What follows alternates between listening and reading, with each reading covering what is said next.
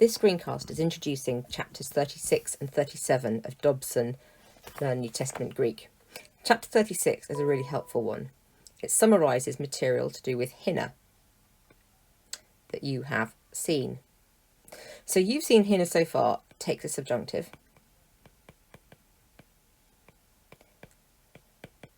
and generally uses it to form a purpose clause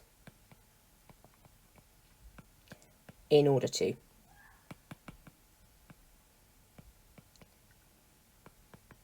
What this chapter does is explore some of the other things that hina can do in the New Testament.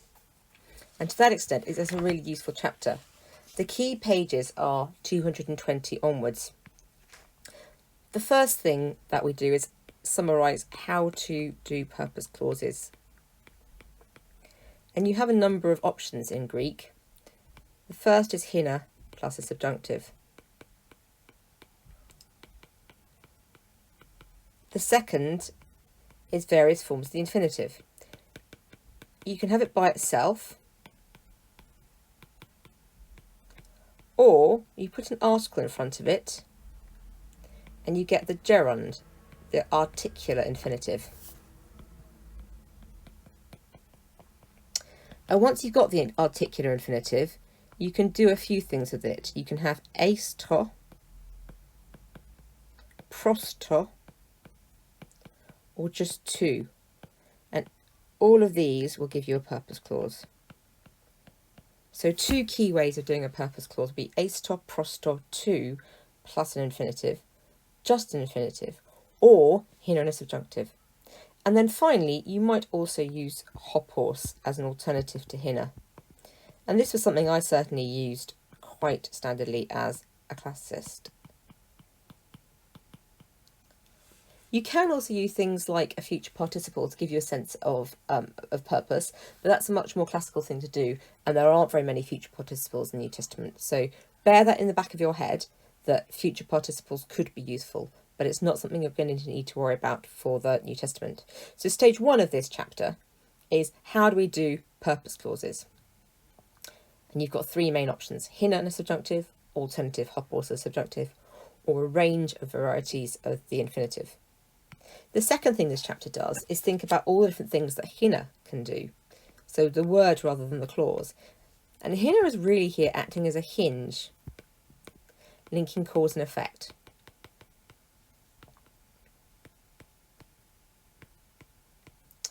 So it's not something that you're going to be able to straightforwardly translate as in order to, because as purpose, it means in order to. But it can also be used to imply a result, so that. Looking either backwards or forwards within an action, so that it gives you a sense of the link between those actions. I do want to add one other bizarre thing hina does, but I might do that in person rather than the screencast. And what page 221 onwards is explaining are the different ways that hina can do that. Most commonly used to show purpose, but there are other things it can do. Dobson also goes through the idea that it can be used to introduce a request. I ask you in order that you might do something. And you can see that kind of purpose. The purpose of the asking is for you to do something that becomes a request. Or to introduce some kind of command or prohibition. I command you that you shouldn't do something. You can see that it might be a way of a negative purpose, etc. Might be a way of giving a command or a prohibition. The last one Dobson gives on page 222, under 36.7 for those of you with a different textbook, is hina describing or explaining what comes before it, linking that in to his final example of hina may be able to give a result or consequence.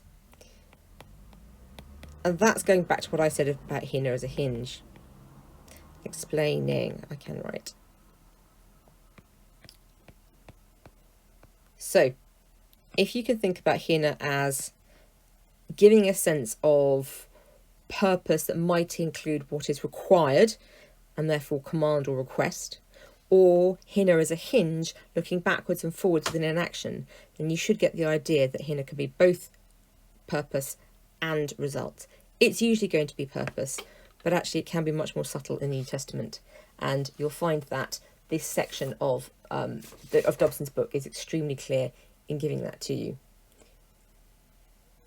The last example I want to give you comes from Luke. One weirdness, I'll call it.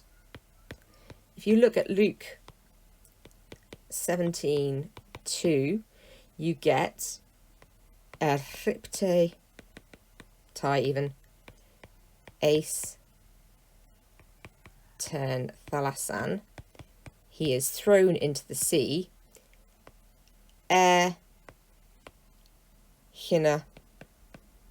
scandalissa.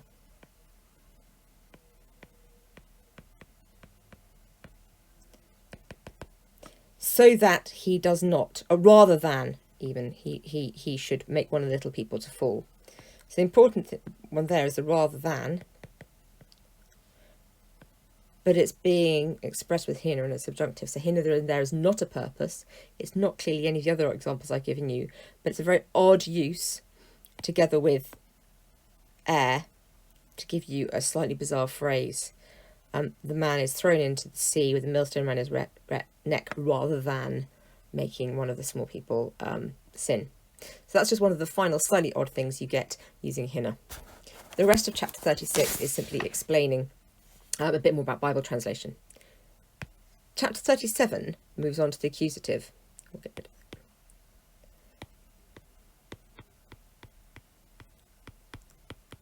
And is really a summary chapter. So Dobson has drip fed you bits all the way through. What you need to think about is, in general, it's about motion and direction. So you're going to have basic ideas of, one, it's used with prepositions like pros, which give motion towards, and might include aggression.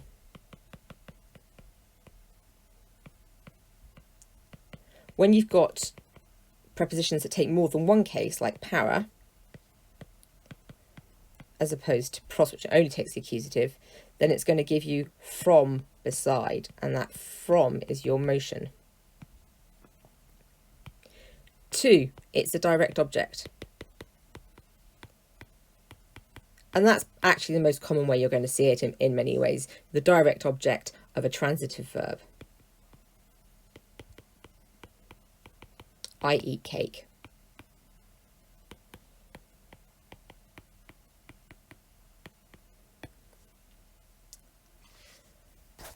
3, temporally.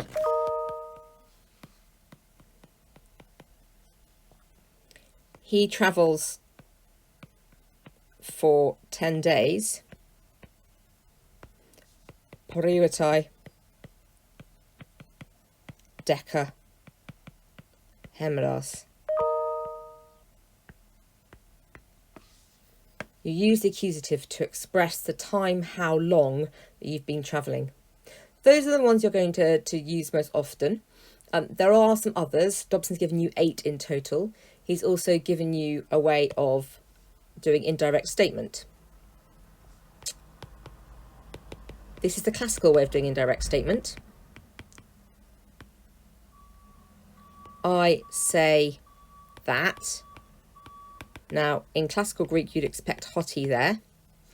In New Testament Greek, you might get an accusative infinitive instead.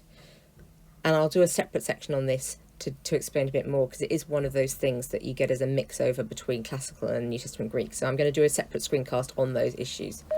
But it is common if you're going to be reading things like Luke or Hebrews.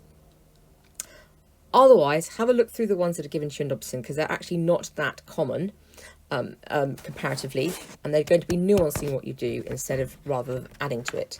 He then also gives you a list of all the main prepositions taking the accusative, so although the chapter looks long, it's collating an awful lot of examples for you to get used to what's going on. What he's given you at the opening of the chapter, which I should come to last because it's kind of an end piece, is the vocative. The vocative is the case of address. It only affects, I should have turned my computer on mute, I apologise. It only affects masculine, or on the whole, masculine singular nouns. So, if you see something like or Socrates, you can see that his name is likely to be Socrates. He's lost his final sigma. He's gone into the vocative. Or is the vocative article. In the New Testament, what you're going to see is Kyrie. And that is the ending you're going to get almost all the time from the vocative. Socrates is third declension. They're a bit weird. So third declension names are a bit weird. But the main place you're going to see it is Kyrie, as in Kyrie eleison. So if you remember Kyrie eleison, you can remember the vocative. It's not used all that commonly. If anyone knows anyone called Kostas, Greeks do still use this. So if you know anyone called Kostas, listen to people calling them, and a Greek will be called Costa. So get used to listening in, and you'll hear the vocative being used there. One thing the New Testament does is it does use the nominative to imply the vocative. I've been reading a lot of Luke recently, and I've just come across some more examples of this.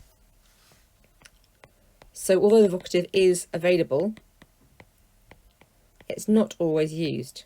And an example of this is going to be Luke 18. Luke 18:11, for example, you get ho theos, eucharisto soi. O God, I give thanks to you. That you shows up, it has to be vocative, but theos is nominative, so the nominative is being used as a vocative. So that's something you see occasionally. There's quite a well-known example in Hebrews, which I can give you the reference for. So just get used to the fact that the vocative does exist. You will see it with Kyrie, but you might also just see theos, particularly with something like God. I wonder if it's because, for example, the would look really bizarre. So you don't on the whole get that, you on the whole get theos. That is everything covered in chapters 36 and 37. We can talk through any problems in person, but I hope it vaguely makes sense for now.